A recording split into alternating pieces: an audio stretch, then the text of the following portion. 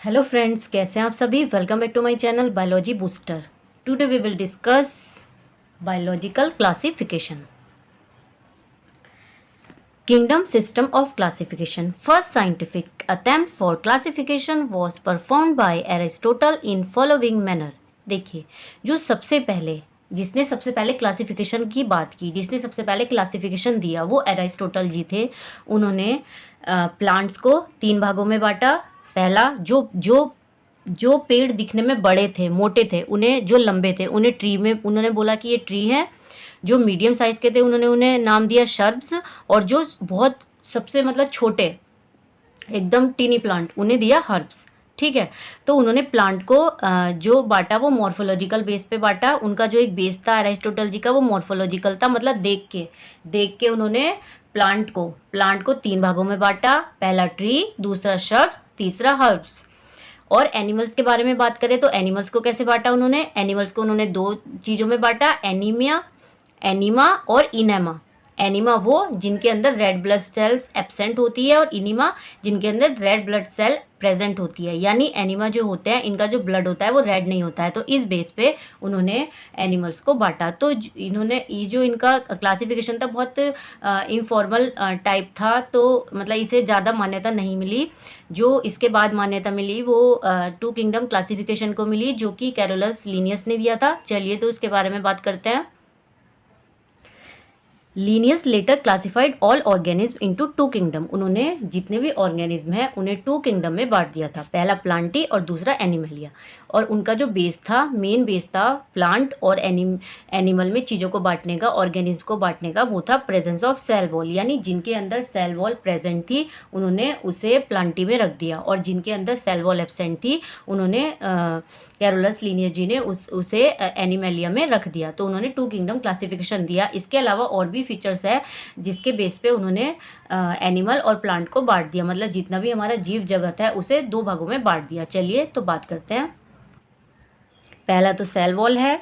उन्होंने ये बोला कि जिसके अंदर सेल वॉल प्रेजेंट है वो किंगडम प्लांटी में आएगा, और जिसके अंदर एब्सेंट है वो किंगडम एनिमलिया में आएगा। फिर उसके बाद उन्होंने बात की लोकोमोशन की। जिस भी ऑर्गेनिज्म के अंदर या प्लांट के अंदर, मतलब कि उन्होंने प्लांट और ऐसे ऑर्गेनिज्म को प्लांट के अंदर रखा जिनके अंदर लोकोमोशन एब्सेंट था, और जिनके अंदर लोकोमोशन दिख रहा था उन्होंने उसे किंगडम एनिमलिया में रख दिया। उसके बाद हम बात करेंगे मोड ऑफ न्यूट्रिशन। उन्होंने मोड ऑफ न्यूट्रिशन में कैरोलस लीनियस ने ये बताया कि जो ऑर्गेनिज्म या जो प्लांट डज नॉट ईट, यानी बाहर से नहीं खाता है, यानी वो अपना खाना खुद बना लेते हैं, उन्होंने उसे प्लांट में रख दिया, किंगडम प्लांटी में। और जो बाहर से खाना खाते हैं, यानी जो हेटेरोट्रॉप्स है, उन्होंने उसे किंगडम एनिमलिया में रख दिया। तो इस तरह के बेस बना के उन्होंने ये किंगडम तैयार किया, मतलब इस तरह का ये अपना क्लासिफिकेशन तैयार किया। उसके बाद है रेस्पॉन्स टू एक्सटर्नल स्टिमुलस। यानी जो आपने देखा होगा, जो प्लांट है वो बहुत स्लोली रेस्पॉन्ड करते हैं, लेकिन जो ह्यूमन बीइंग है, जो एनिमल है, वो फास्ट, मतलब हमें कोई भी चीज़ कुछ भी करे तो हम एकदम से उसे रिएक्शन करते हैं। मतलब जैसे हम गिर जाए या फिसल जाए या फिर कोई हिला दे हमें, तो हम एकदम से रिएक्ट करेंगे। लेकिन प्लांट का ऐसा नहीं था। तो जो रेस्पॉन्ड टू एक्सटर्नल, मतलब जो बाहर के स्टिमुलस मिलने पे स्लोली एक्ट करे, उन्होंने उसे किंगडम प्लांटी में रख दिया, और जो फास्ट करे उन्होंने उसे किंगडम एनिमलिया में रख दिया। उसके बाद था कॉन्ट्रैक्टाइल सिस्टम। तो आपने जो किंगडम प्लांटी है जिनके अंदर कॉन्ट्रैक्टाइल सिस्टम था, उन के बेस पर उन्होंने देखा जिनके अंदर ये एब्सेंट था उसे किंगडम प्लांटी में रख दिया, और जिनके अंदर प्रेजेंट था उन्होंने उसे किंगडम एनिमलिया में रख दिया। कॉन्ट्रैक्टाइल सिस्टम में आप जानते हो कि कॉन्ट्रैक्टाइल सिस्टम में से क्या एक्सक्रीशन होता है, और एक्सक्रीशन होता है फूड उसके अंदर फूड वैक्यूल होता है, फूड का डाइजेशन होता है।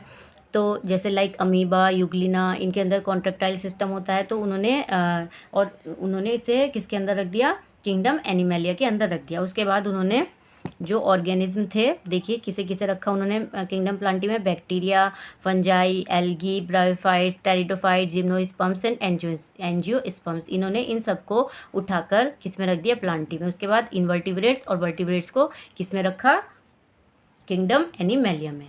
तो इस तरह से कैरोलस लिनियस ने अपना क्लासिफिकेशन प्रेजेंट किया। हालांकि इसके बाद भी काफ़ी क्लासिफिकेशन आए हैं। तो जो एरिस्टोटल के बाद क्लासिफिकेशन आया वो सबसे ज़्यादा यही माना गया। लेकिन जो आज हम मान रहे हैं वो है 5 किंगडम क्लासिफिकेशन। अब कैरोलस लिनियस के जो क्लासिफिकेशन थी उसमें काफ़ी डीमेरिट्स थी। तो चलिए वो देखते हैं वो डीमेरिट्स क्या थी। Demerits of two kingdom classification. This system does not distinguish between unicellular and multicellular organism. यानी कैरोलस लिनियस जी ने क्या किया, सिर्फ उनकी सेल वॉल और कुछ फीचर्स के बेस पर उन्हें सभी को, चाहे कोई यूनिसेलुलर हो मल्टी सेलुलर हो, उन्हें एक किंगडम में रख दिया। और जो मतलब उन्होंने वे अपने इस क्लासिफिकेशन में डिफ्रेंशिएट नहीं कर पाए यूनिसेलुलर और मल्टी सेलुलर, मतलब सारे यूनिसेलुलर मल्टी सेलुलर को उन्होंने एक ही किंगडम में रख दिया। Photosynthetic green algae and non photosynthetic fungi, यानी जो कि ग्रीन एल्गी है वो फोटोसिंथेटिक है, जबकि जो फंजाई है वो तो क्या होता है, वो तो हेटरोट्रॉप्स होते हैं और नॉन फोटोसिंथेटिक होते हैं। तो उन्होंने तब भी उसे एक ही किंगडम में रख दिया, यानी किंगडम प्लांटी में रख दिया। तो इस तरह की उनके क्लासिफिकेशन में काफ़ी डीमेरिट्स देखने को मिली है। तो उनका क्लासिफिकेशन भी अमान्य ही रहा। उसके बाद आया third kingdom classification. This was given by Haeckel. ये वाला जो थ्री किंगडम क्लासिफिकेशन है ये अर्नेस्ट हैकल ने दिया था। और उन्होंने इस क्लासिफिकेशन में ऑर्गेनिज्म को 3 चीज़ों में बांटा था, प्रोटिस्टा, प्लांटी और एनिमेलिया।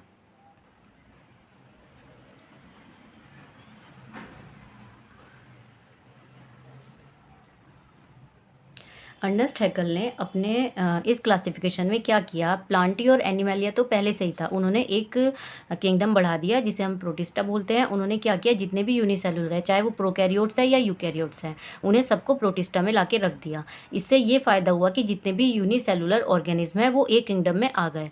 लेकिन अभी भी जो डीमेरिट्स थी, यानी प्रोकैरियोट्स और यूकैरियोट्स, ये अभी भी इन्होंने एक ही किंगडम में रखी हुई थी। तो इनके इस क्लासिफिकेशन में सारी चीज़ें कंप्लीट नहीं हो पाई थी, कुछ कमियां रह गई थी। अर्नेस्ट हैकल भी अपने क्लासिफिकेशन में सारी डीमेरिट्स को नहीं सही कर पाए थे। उसके बाद 4 किंगडम क्लासिफिकेशन आया, जो कि किसके द्वारा दिया गया था, गिवन बाय कोपलैंड। उन्होंने क्या किया, जो ये हमारा जीव जगत है इसे 4 भागों में बांट दिया, Monera, protista, Plantae and animalia. अब उन्होंने क्या किया, जितने भी यूनिसेलुलर प्रोकैरियोट्स थे उसे मोनेरा में रख दिया, जितने भी यूनिसेलुलर यूकैरियोट्स थे उसे प्रोटिस्टा में रख दिया। ठीक है, तो उन्होंने एक किंगडम बढ़ाया। जो अर्नेस्ट हैकल ने यूनिसेलुलर प्रोकैरियोट्स प्रोटिस्टा में रखा था, उन्होंने इसे हटा के मोनेरा किंगडम में रख दिया।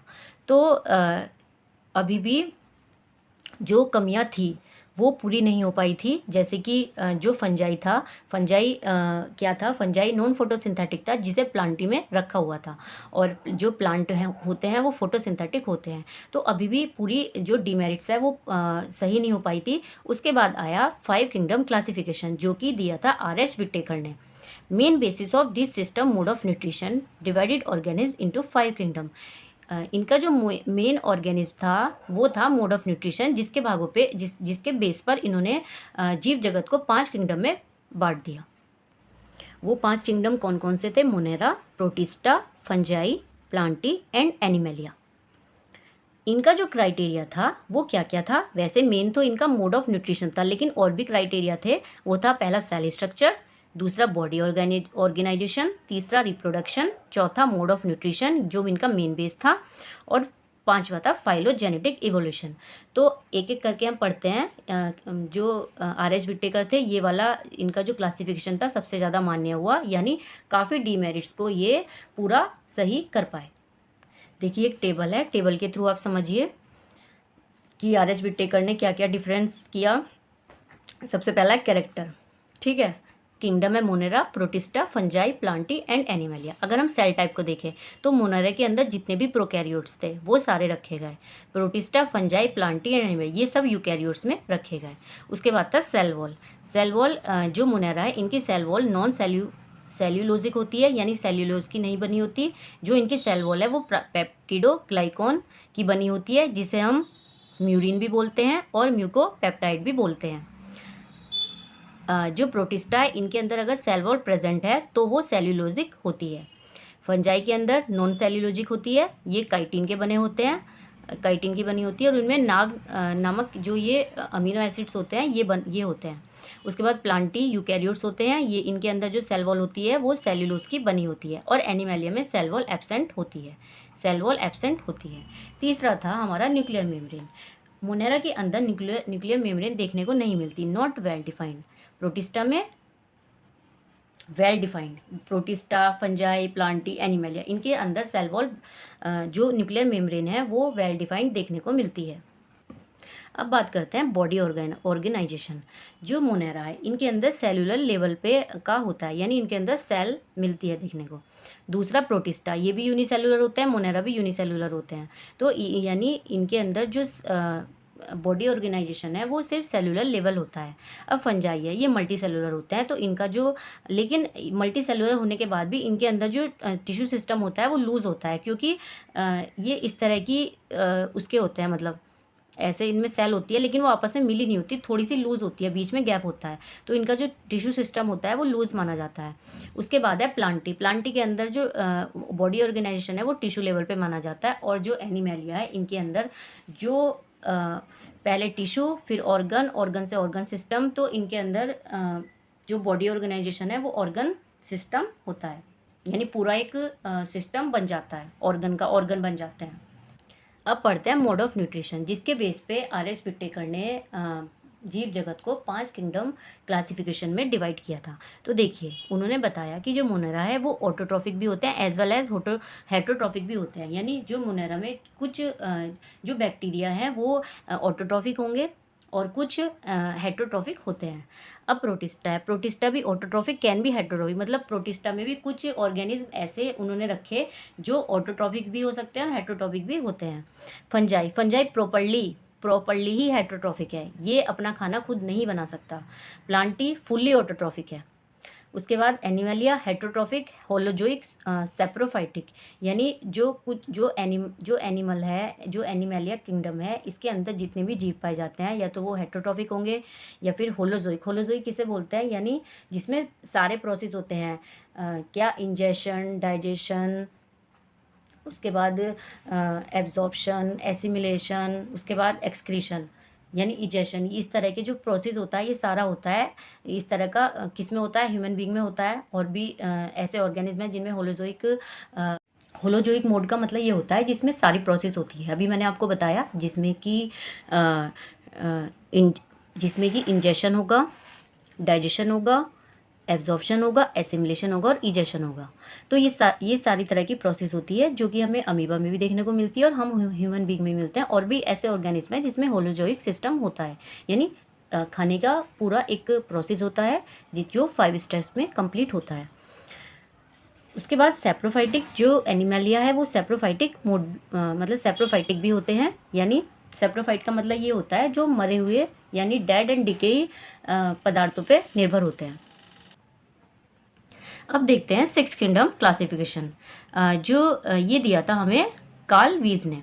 इन्होंने इसे 3 डोमेन सिस्टम में बांटा, आर्के, दूसरा बैक्टीरिया और तीसरा यूकैरिया। आर्के, बैक्टीरिया और तीसरा यूकैरिया, जो इसे 3 भागों में बांटा, आर्के, बैक्टीरिया एंड यूकैरिया। तो इसमें इन्होंने आर्के में आर्के बैक्टीरिया रखा और बैक्टीरिया में यू बैक्टीरिया, यूकैरिया में रखा इन्होंने प्रोटिस्टा, फंजाई, प्लांटी, एनिमैलिया, ये 4, यानी कुल मिला के इन्होंने 6 उसमें डिवाइड किया 6 पार्ट में। और तो इनका जो क्लासिफिकेशन बना वो बना archaebacteria, eubacteria, Protista, Fungi and Plantae और एनिमैलिया।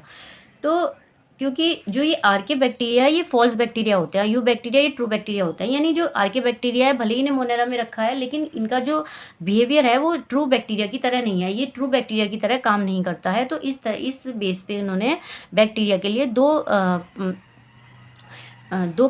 दो उसमें बांट दिया उन्होंने भागों में, एक तो आर्के बैक्टीरिया, दूसरा यू बैक्टीरिया। ये 6 किंगडम क्लासिफिकेशन भी इसे ज़्यादा मान्यता नहीं मिली, हम जो लोग आज भी मान रहे हैं, आप मानते आए हैं, वो है 5 किंगडम क्लासिफिकेशन। देखिए अगर आप अलग अलग याद करेंगे तो आपको बहुत डिफ़िकल्टी होगी। यहाँ पे मैंने एक टेबल बनाई है जिसमें कुछ चीज़ें मेंशन है जो आप अच्छे से याद रख सकते हैं क्योंकि MCQs इन्हीं में से बनते हैं। देखिए जो 16S राइबोसोमल जीन सीक्वेंस है ये बैक्टीरिया, यूकैरियोन में सेम है लेकिन आर्के बैक्टीरिया में डिफरेंट है। ठीक है, 16S ribosomal gene sequence. Cell wall, bacteria में पेप्टिडोग्लाइकोन है जिसे हम म्यूरिन भी बोलते हैं। इन्होंने जो ये 6 किंगडम क्लासिफिकेशन है, इन्होंने अपना क्लासिफिकेशन इस तरीके से तैयार किया था कि जो भाई बैक्टीरिया में 16 राइबोसोमल जीन सीक्वेंस है वो बैक्टीरिया में और यूकैरियोन में क्या क्या रखा था इन्होंने? यूकैरियोन में रखा था इन्होंने प्रोटिस्टा, फंजाई, प्लांटी, एनिमेलिया, 4 चीज़ों को रखा था। तो यानी अब हम कह सकते हैं कि जो आर्के बैक्टीरिया है वो पाँचों उससे अलग है। ठीक है, तो उन्होंने कोपलैंड ने बताया, सॉरी कार्ल वीज ने बताया, जिन्होंने 6 किंगडम क्लासिफिकेशन दिया था, उन्होंने बताया कि जो 16S राइबोसोमल जीन सीक्वेंस है वो बैक्टीरिया में और यूकैरियोन, यानी यूकैरियोन का मतलब जिसमें प्रोटिस्टा, फंजाई, प्लांटी, एनिमल, वो सेम है लेकिन आर्के में डिफरेंट है। फिर उन्होंने बात की सेल वॉल की, सेल वॉल की, जिसमें उन्होंने बताया कि जो बैक्टीरिया की सेल वॉल है वो पेप्टिडोग्लाइकोन की बनी होती है जिसे हम म्यूरिन भी बोलते हैं। आर्के बैक्टीरिया में सीडोपेप्टिडोग्लाइकोन की बनी होती है, सीडोपेप्टिडोग्लाइकोन और सीडोम्यूरिन, यानी सीडो का मतलब फॉल्स। ठीक है, सीडो का मतलब फॉल्स। तो ये ट्रू बैक्टीरिया नहीं था, फॉल्स थे, तो वही इनके सेल वॉल में भी सीडोपेप्टिडोग्लाइकोन, सीडोम्यूरिन मतलब लगाया हुआ है। और यूकैरियोन जितने भी है उनमें मतलब डिफरेंट तरह की सेल वॉल मिलती है। जैसे फंजाई में काइटिन की मिलती है, और हमारे प्लांट हो गया उसमें प्लांट है उसमें हमारी सेल्यूलोज की मिलती है, और प्रोटिस्टा में किसी में होती है सेल वॉल, किसी में नहीं होती है, और एनिमेलिया में तो एब्सेंट होती है। यानी ये वेरिएबल है, मतलब इन चारों में अलग अलग है। इस टेबल से आपको पता चल जाएगा कि बैक्टीरिया और आर्के बैक्टीरिया में कितना डिफरेंस है, लेकिन फिर भी उन्हें 5 किंगडम क्लासिफिकेशन में एक ही किंगडम में रखा गया है। देखिए यहाँ पे 16S राइबोसोमल जीन सीक्वेंस है। 16S ribosomal gene sequence bacteria में और यूकैरियोन में सेम है, जबकि आर्के में डिफरेंट है। सेल वॉल तीनों में डिफरेंट है। इसमें बैक्टीरिया में पेप्टिडोग्लाइकोन म्यूरिन की बनी होती है, आर्के में सीडोपेप्टिडोग्लाइकोन और सीडोम्यूरिन की बनी होती है, और यूकैरियोन में डिफरेंट होती है। सेल टाइप जो है इनका सेल टाइप है वो प्रोकैरियोटिक डोमेन है। मतलब आप ये लगा लीजिए कि बैक्टीरिया और आर्के बैक्टीरिया और आर्के बैक्टीरिया में प्रोकैरियोटिक डोमेन में है, जबकि यूकैरियोन है वो सब यूकैरियोटिक डोमेन के है। आरएनए पॉलीमरेज की अगर हम बात करें तो बैक्टीरिया में 1 टाइप, आर्के बैक्टीरिया में 3 टाइप और यूकैरियोन में भी 3 टाइप। हिस्टोन पैकेजिंग और प्रोटीन की बात करें हम तो बैक्टीरिया में ये नहीं होता, आर्के बैक्टीरिया में प्रेजेंट होता है और यूकैरियोन में भी प्रेजेंट होता है। न्यूक्लियोसोम की अगर हम बात करें तो न्यूक्लियोसोम इसमें एब्सेंट होता है बैक्टीरिया में, जबकि आर्के बैक्टीरिया में प्रेजेंट होता है और यूकैरियोन में भी।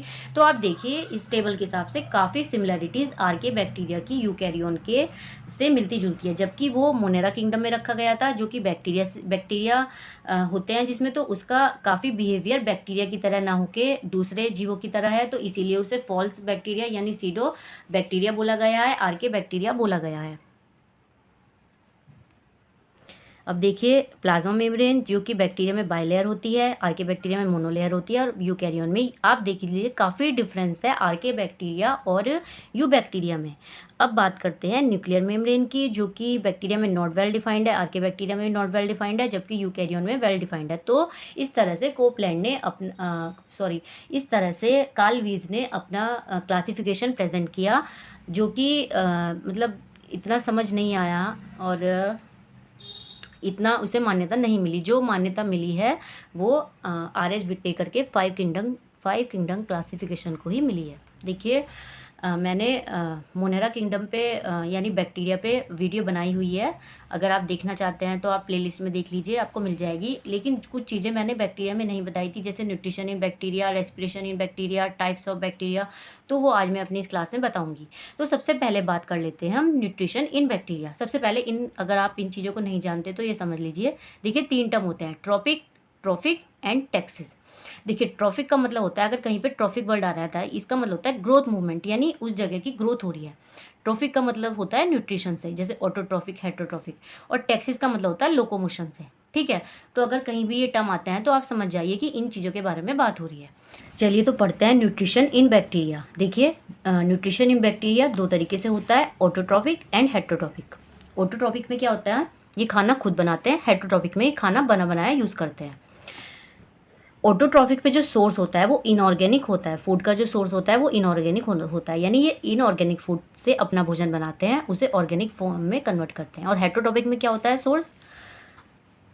सोर्स ऑफ फूड क्या होता है, ऑर्गेनिक, यानी बना बनाया खाते हैं। अब देखिए जो ये ऑटोट्रॉप्स है इन्हें हम क्या बोलते हैं, ये दो तरीके के होते हैं, फोटो ऑटोट्रॉप्स एंड दूसरा है केमोसिंथेटिक ऑटोट्रॉप्स।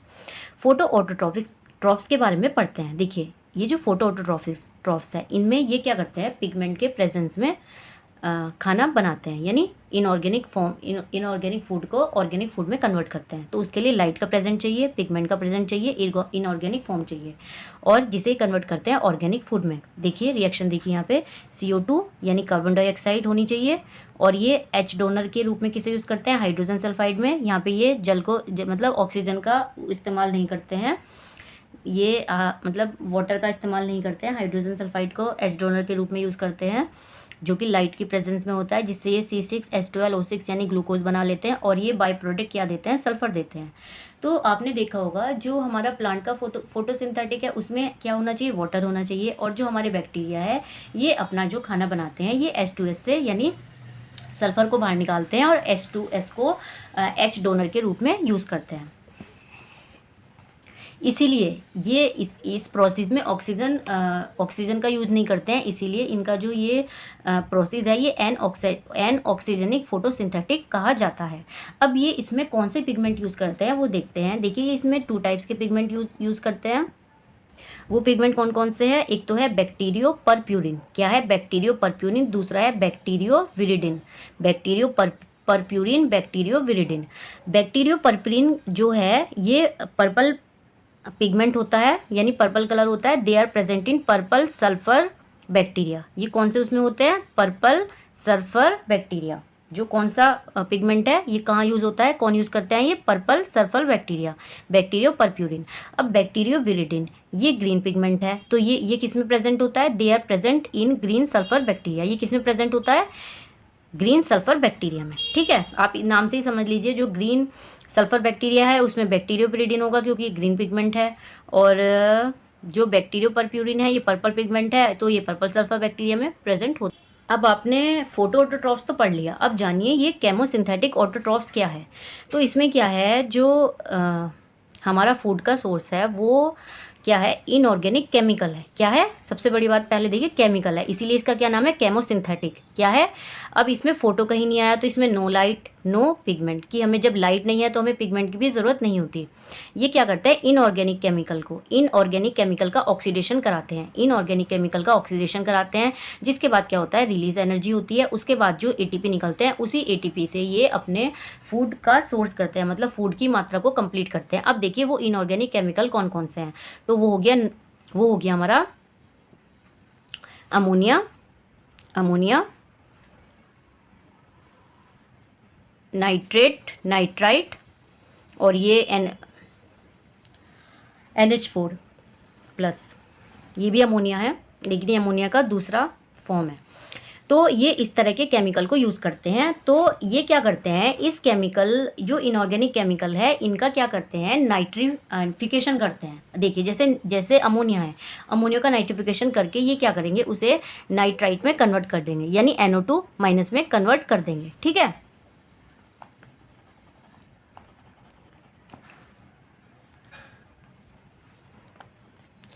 और ये जो ये अमोनिया का इसमें नाइट्राइट में कन्वर्जन करते हैं, ये कौन से बैक्टीरिया होते हैं, नाइट्रोसोमोनास और नाइट्रोकोकस। ठीक है, अब इस नाइट्राइट को नाइट्रेट में कैसे करेंगे वो देखिए, वो कौन से बैक्टीरिया है, नाइट्रोबैक्टर एंड नाइट्रोसिस्टिस। तो ये वाली चीज़ है, ये इंपॉर्टेंट है, इसे आप ध्यान से कर लीजिए। जो नाइट्रिफिकेशन है वो कौन से, अमोनिया से नाइट्राइट कौन से बैक्टीरिया बनाते हैं, और नाइट्राइट से नाइट्रेट कौन से बैक्टीरिया बनाते हैं। तो ये आप अच्छे से पढ़ लेना। जो अमोनिया से नाइट्राइट बनाते हैं वो नाइट्रोसोमोनास और नाइट्रोकोकस है, और जो नाइट्राइट से नाइट्रेट बनाते हैं यानी नाइट्रिफिकेशन करते हैं वो है नाइट्रोबैक्टर एंड नाइट्रोसिस्टिस। अब इस तरह के बैक्टीरिया को हम क्या बोलते हैं, नाइट्रीफाइंग बैक्टीरिया बोलते हैं।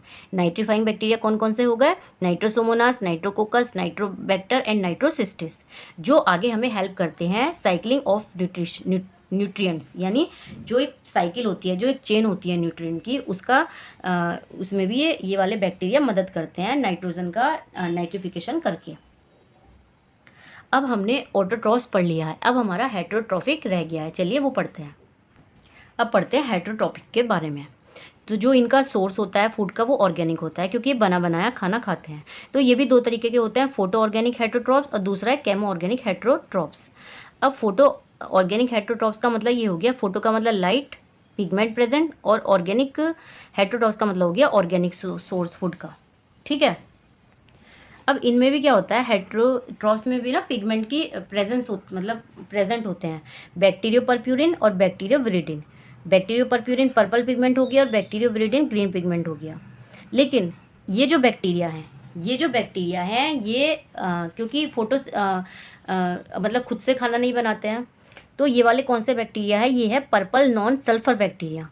ठीक है। जो दो तरीके के बताए मैंने आपको हेटेरोट्रॉफ्स, एक तो फोटो ऑर्गेनिक हेटेरोट्रॉफ्स है, यानी जो ऑर्गेनिक फूड को खाते हैं। ठीक है। लेकिन उसमें क्या होता है, लाइट की भी प्रेजेंट होती है, पिगमेंट भी प्रेजेंट होते हैं, तब ये ऑर्गेनिक फूड का जो न्यूट्रिशन है वो लेते हैं। और इसमें दो पिगमेंट होते हैं, वही बैक्टीरियोपर्प्यूरिन एंड बैक्टीरियोविरिडिन। लेकिन यहाँ पे एक डिफरेंस है, वहाँ पे जो फोटोसिंथेसिस कर रहे थे वहाँ के बैक्टीरिया क्या थे, पर्पल सल्फर बैक्टीरिया थे। यहाँ पे क्या है, ये पर्पल नॉन सल्फर बैक्टीरिया, यानी जो हेटेरोट्रॉफ्स बैक्टीरिया हैं वो कौन से हो गए, पर्पल नॉन सल्फर बैक्टीरिया और ग्रीन नॉन सल्फर बैक्टीरिया। तो ये आप यहाँ पे अंतर समझ सकते हैं। लेकिन इनका क्या है, बस एक चीज़ कॉमन है कि ये जो ऑर्गेनिक फूड है बना बनाया खा रहे हैं, और जो वो ऑटोट्रॉफ्स है वो इनऑर्गेनिक को बना के अपना न्यूट्रिशन पूरा करते हैं, इनऑर्गेनिक को ऑर्गेनिक में कन्वर्ट करके अपना न्यूट्रिशन कंप्लीट करते हैं। अब ये यहाँ पे देखिए दूसरा कौन सा है, chemoorganoheterotrophs obtain nourishment from dead. अब इनका क्या है, ये क्या करते हैं, डेड और डिके ऑर्गेनिक मैटर से या फिर डायरेक्टली फ्रॉम होस्ट से। ये जो केमो ऑर्गेनिक हेटेरोट्रॉफ्स हैं ये या तो मरे हुए पदार्थों से अपना न्यूट्रिशन लेंगे या फिर डायरेक्टली होस्ट से लेंगे। इसमें कौन कौन से एग्जाम्पल आते हैं, saprophytic bacteria, parasitic bacteria and symbiotic bacteria. अब देखिए जो सिम्बायोटिक बैक्टीरिया है ये है राइजोबियम, जो कि कैसे करते हैं, लेग्यूमिनस प्लांट में रहते हैं और नाइट्रोजन फिक्सेशन के काम में आते हैं। लेग्यूमिनस प्लांट की जड़ों में रहते हैं ये, जहाँ पे नाइट्रोजन फिक्सेशन कर देते हैं, जिससे क्या होता है, प्लांट को फायदा होता है। दूसरा है फ्रैंकिया, ये नॉन लेग्यूमिनस, जो लेग्यूमिनस प्लांट नहीं है उनमें मिलते हैं, ये भी नाइट्रोजन फिक्सेशन का काम करते हैं।